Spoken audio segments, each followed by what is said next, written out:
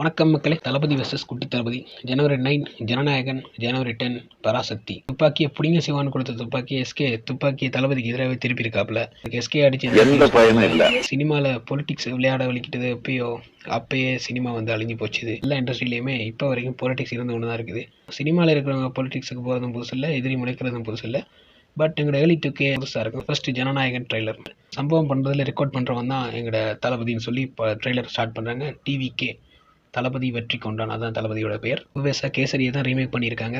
Extra பட்டிங்கலாம் பண்ணி அதில் TVK reference, robotic fights, MG நான் கேமியோ அப்படின்னு அந்த ட்ரெய்லரில் காட்டியிருக்காங்க. தளபதி ஆல்ரெடி ரீமேக் பண்ண போக்கிரி கில்லிலாம் சூப்பர் ஹிட். இதில் கேசரியை பிரியாணி ஆக்கிடுவாப்புல, அதில் எந்த வித சந்தேகமும் இல்லை. அப்படியே செகண்ட் பராசக்தி 1964 நடக்கிற ஸ்டோரி மாதிரி இந்த படத்தை காட்டுறாங்க. ஹிந்தி திணிப்புக்கு எதிரான திரைப்படமாக இருக்குன்னு சொல்லி ட்ரெய்லரில் காட்டியிருக்காங்க. எஸ்கே அதர்வா 2 பேருமே பிரதர்ஸாக இருக்காங்க. ஜிஎம் ரவி மன்னிக்கவும் ரவி மோகன் அவர் வில்லன் ரோல்ல செமையா இருக்கார். ஹிந்தி சர்க்காருகளை வேலை செய்கிற எஸ்கே, ஹிந்திக்கு எதிராக போறாரு அதர்வா, பிரச்சனையை உருவாக்குற ரவி மோகன். இப்படிதான் ட்ரெய்லர் கட்டில் காட்டியிருக்காங்க. மேபி எதுவும் பிரச்சனை ஏற்பட்டு எஸ்கேயும் இறங்கி எதிர்க்கிற மாதிரி தான் ட்ரெய்லரில் கொண்டு போயிருக்காங்க. ஹிந்தி திணிப்புக்கு தான் எதிரானவங்க, ஹிந்திக்காரங்களுக்கு எதிரானவங்கள்னு சொல்றதெல்லாம் பொலிட்டிக்ஸ் ரீதியாக பீக் ரைட்டிங்காக இருக்கும். படம் வேற லெவலில் வரும்னு சொல்றதுல அது சந்தேகமும் இல்லை, அது கன்ஃபார்மாக தான் இருக்கு. ஸோ 2 படமும் வருது, 2ம் ஓடட்டும். தளபதிக்கு one last time moment. So wait பண்ணி பார்க்கலாம். இன்னும் 2-3 நாள் தான் இருக்கு. படத்துக்கு பிறகு சந்திக்கலாம். பாய் மக்களே.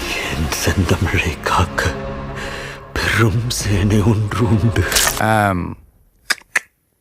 Coming.